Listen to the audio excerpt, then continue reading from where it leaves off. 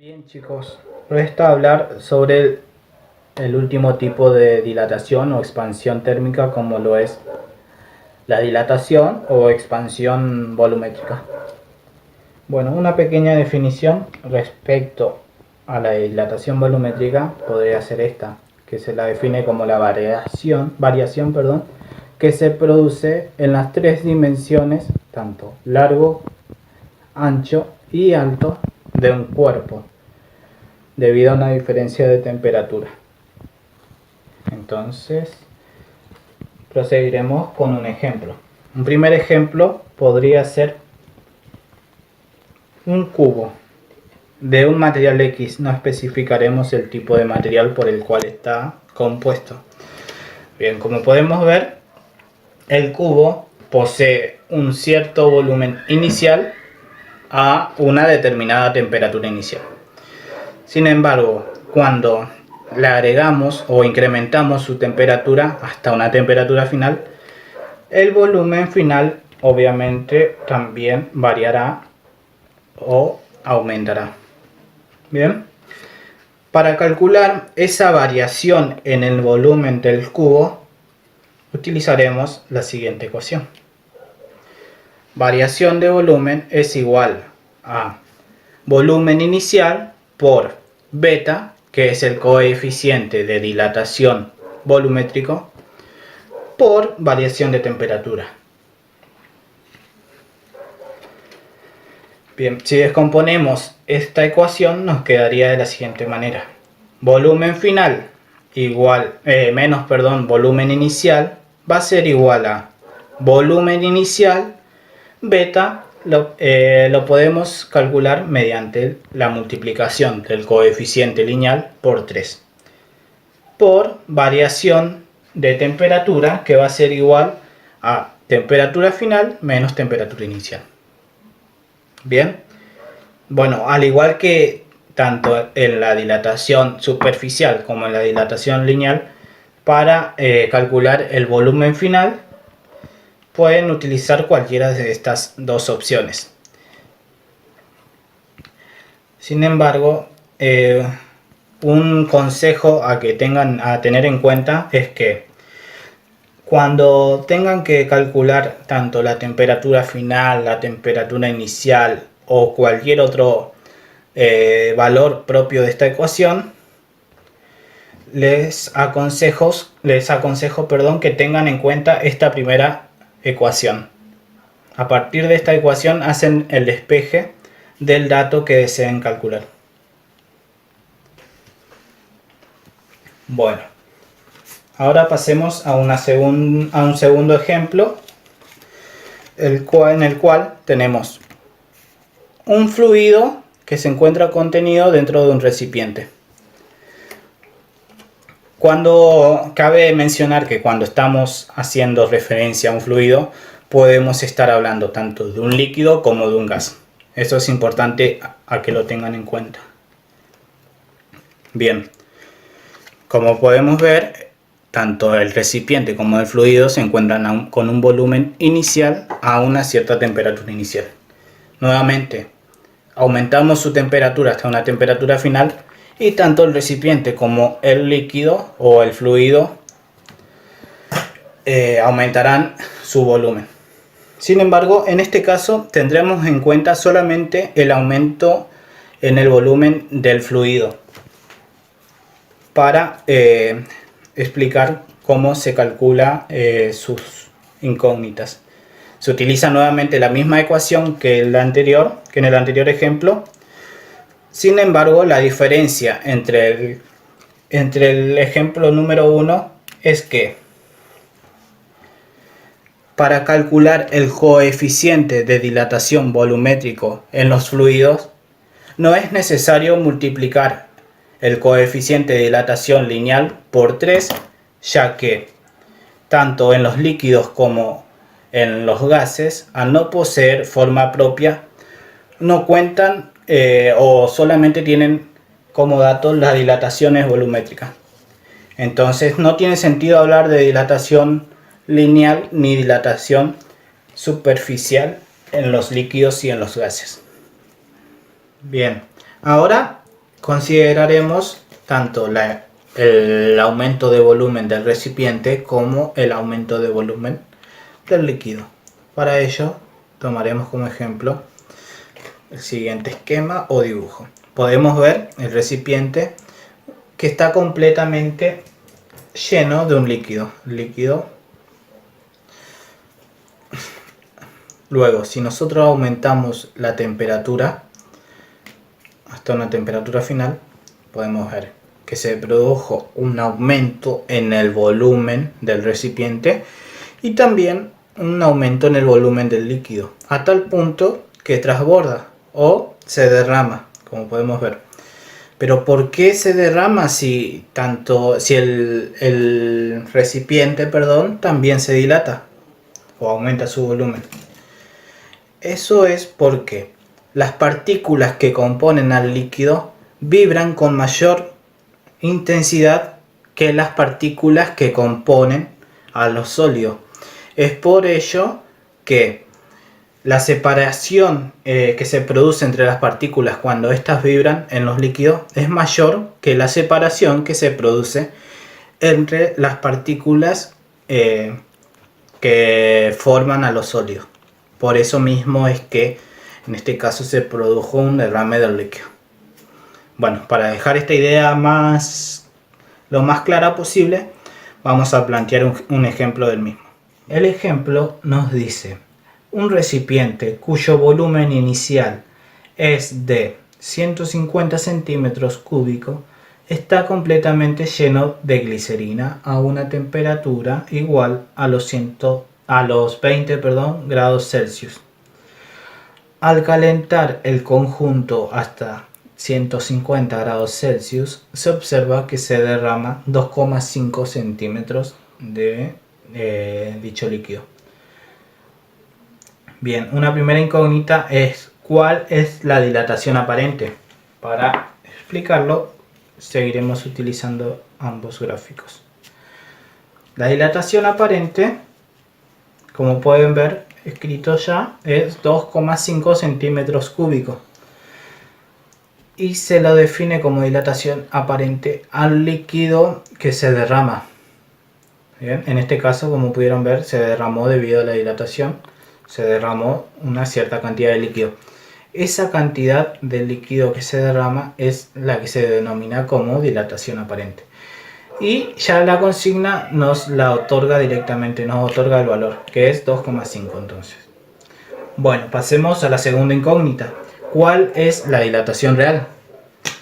La dilatación real se obtiene mediante la siguiente expresión. Entonces, dilatación real es igual a la dilatación aparente más la dilatación del recipiente. Bueno, pero como podemos ver, dilatación aparente tenemos, pero dilatación del recipiente aún no la hemos calculado. Entonces, para llevar a cabo dicho cálculo, vamos a calcular cuál fue la dilatación total del líquido, de la glicerina en este caso. Para ello utilizaremos la siguiente expresión.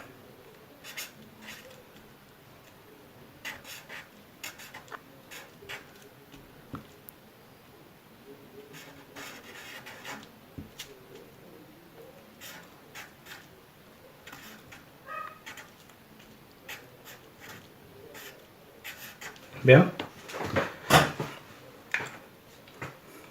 si nosotros extraemos los datos, vamos a obtener que un primer dato otorgado por la consigna es el volumen inicial, que va a ser igual a 150 centímetros cúbicos.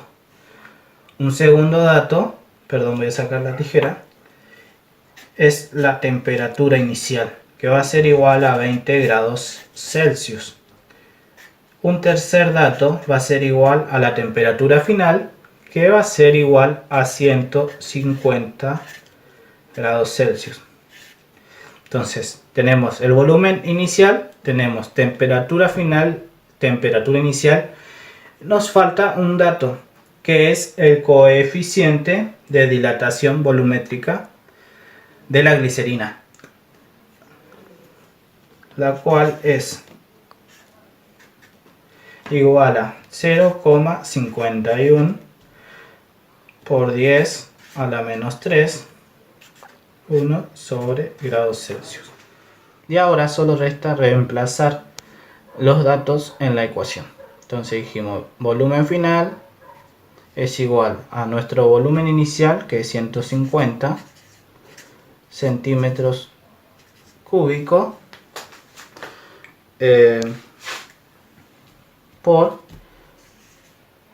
1 más nuestro coeficiente de dilatación volumétrica, que es 0,51 por 10 a la menos 3, 1 sobre grados Celsius, por nuestra variación de temperatura, temperatura final 150, saquemos esto, 150 grados Celsius menos 20 grados Celsius. Bien, ahí ya está representada nuestra ecuación. Cambiemos de bolígrafo. Vamos a comenzar por resolver la variación de temperatura. Vamos a ir paso por paso. 150 centímetros cúbicos por 1 más 0,51 por 10 a la menos 3, 1 sobre grados Celsius. 150 menos 20 son 130 grados Celsius. Unidad y unidad se van, grados Celsius y grados Celsius se van, se simplifican. Y solo resta multiplicar 0,51 por 10 a la menos 3 por 130 y a eso sumarlo con 1. 0,51 entonces por 10 a la menos 3 por 130 más 1. Esto nos dará como resultado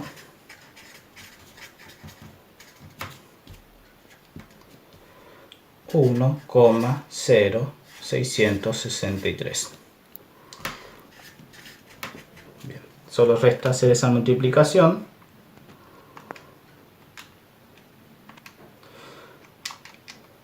Quedándonos como resultado 159,945 centímetros cúbicos. Bien. Bueno, ahí obtuvimos la variación, el volumen, perdón, final. Ahora vamos a calcular la variación de volumen, que va a ser igual. Volumen final menos volumen inicial. Entonces nuestro volumen final fue 159,945 centímetros cúbicos. Menos nuestro volumen inicial fue de 150 centímetros cúbicos.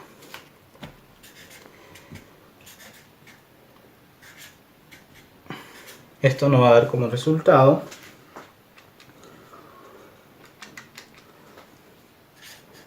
9,945 centímetros cúbicos. Bien. Este resultado, perdón que se me mueve la hoja, este resultado va a ser nuestra dilatación real. Entonces ya tenemos dos datos, dos incógnitas resueltas. ¿Cuál es la dilatación aparente? Que es la dilatación que se derrama, sería así, la dilatación que se derrama, la glicerina, perdón, que se derrama, que es 2,5 centímetros cúbicos. ¿Cuál es la dilatación real? Es la calculada recién, 9,945 centímetros cúbicos. Y ahora nos pregunta si el recipiente se dilata. Bien, utilizaremos esta ecuación. Lo que haremos es despejar, dejando solo la dilatación del recipiente de este lado. Pasamos la dilatación aparente para el otro lado. Nos quedaría la expresión de la siguiente manera. La dilatación aparente está sumando, pasa restando.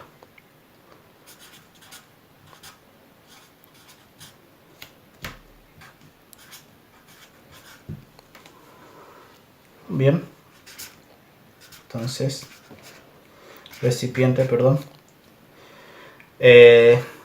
la dilatación real era 9,945 centímetros cúbicos menos nuestra dilatación aparente 2,5 centímetros cúbicos. Entonces la dilatación del recipiente será